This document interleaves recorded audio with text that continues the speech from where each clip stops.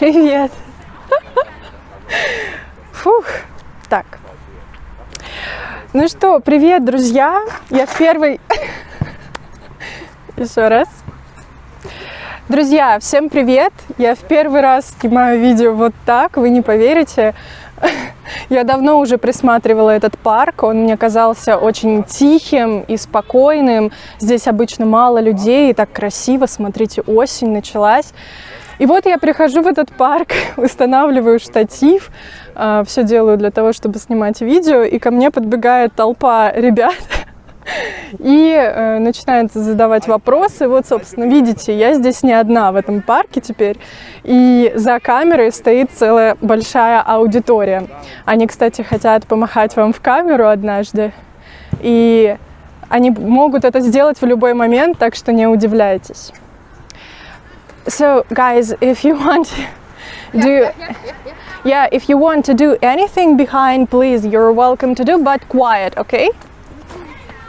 Итак, друзья, no, not like that.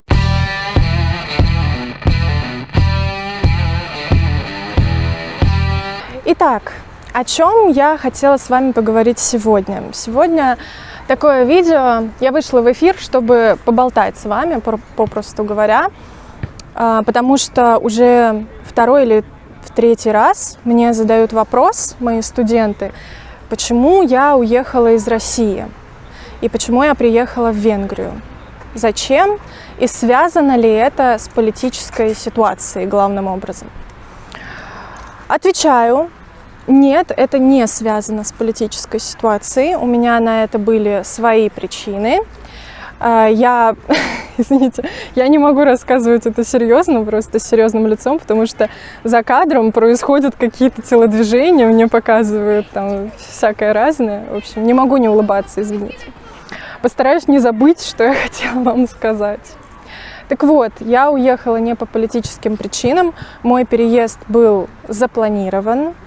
Мой муж из Венгрии, и венгры, как выяснилось, не живут в России, у них есть отдельная страна, Венгрия, и поэтому было сразу понятно, что однажды мы поедем в Венгрию, чтобы там пожить какое-то время, а какое время мы будем там жить, это пока неизвестно.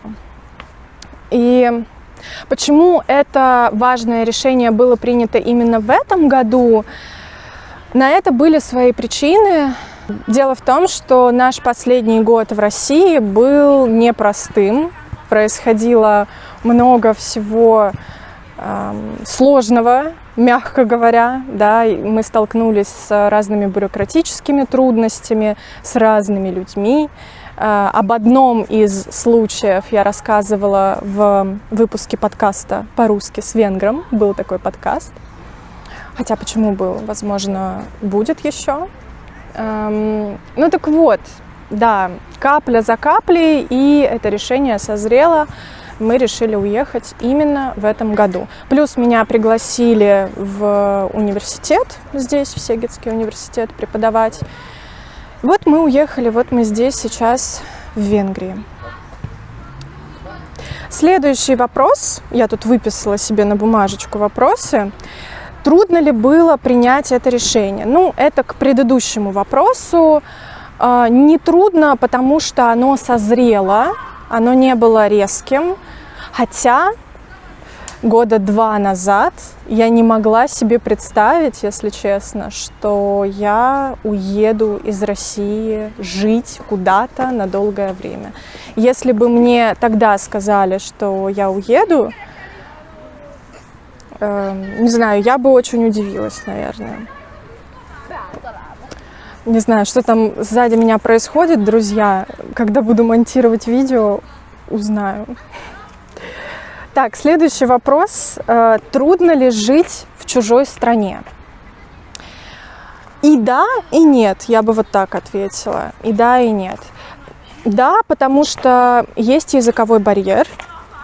Я не могу выразить свои мысли, я очень часто не могу понять людей, это мне мешает, очень мешает, как человеку, который любит говорить, любит понимать, любит говорить с людьми, любит коммуницировать. Не могу, серьезно, вообще не могу. Вы бы видели, друзья, что там происходит за кадром. Вот, да, в общем, из-за этого трудно. Также трудно из-за того, что все бытовые процессы, которые в России происходили у меня автоматически, я даже не задумывалась над тем, как купить билет, как поехать в метро, как все, да, я не задумывалась над многими процессами. Здесь мне приходится учиться всему с нуля, учиться ходить, да, ну не ходить, конечно, но вы понимаете, учиться делать самые простые вещи мне приходится. Из-за этого трудно. И не трудно, с другой стороны, потому что здесь я чувствую поддержку, очень теплый прием. Здесь помогает мне муж, и мне интересно, не буду скрывать, этот опыт для меня очень интересен. Так, я надеюсь, что вы слышите меня, а не то, как дети играют в футбол. Вот, но в любом случае, видите, позитивное видео какое получается в итоге. Так, да. Следующий вопрос. Жалею ли я, что я уехала из России и живу сейчас не на родине? Вы знаете, не жалею. Не жалею, несмотря на то, что мне трудно. Кстати, вот знаете, замечали, что мы жалеем в основном о том, что трудно, или о том, что плохо получается, или о каких-то неприятностях, о негативных событиях в жизни. О них мы жалеем, о трудностях, о негативе. А вот если что-то позитивное происходит, мы об этом не жалеем.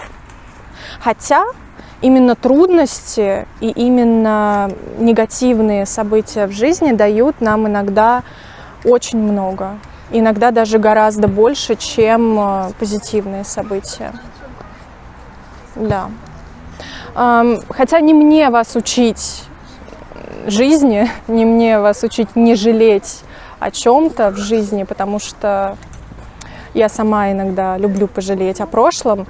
Но в данном случае нет, не жалею я о своем переезде. Это было запланировано, и мне нравится этот опыт. И я уже чувствую, что он мне очень много всего дает. Следующий вопрос. Скучаю ли я? Такой сентиментальный вопрос, но за кадром улыбаются, смеются дети, там что-то происходит. И очень трудно отвечать на него серьезно. Да. Вот, в общем, скучаю ли я по дому? Да, я скучаю. Ну, тут даже я думать не буду, я знаю ответ на этот вопрос. Скучала я с самых первых дней, как только уехала из России. Я скучаю по запаху, по улицам, по родным людям в первую очередь. Да, я скучаю. Да, я скучаю. Ну, не знаю, здесь, наверное, лишнее комментировать. Да, здесь, наверное, там просто за кадром происходят драки какие-то, извините. Мне параллельно приходится разнимать детей, чтобы они тут парк не разнесли. Да, не знаю даже, как еще прокомментировать этот вопрос. Да, я скучаю. Все. Хочу ли я вернуться в Россию? Следующий вопрос. Да, а почему бы и нет? Не вижу причины, почему бы туда не вернуться. В данный момент я живу здесь, и это, наверное, будет достаточно продолжительный опыт. И возвращение в Россию стало крайне трудным, вы это знаете.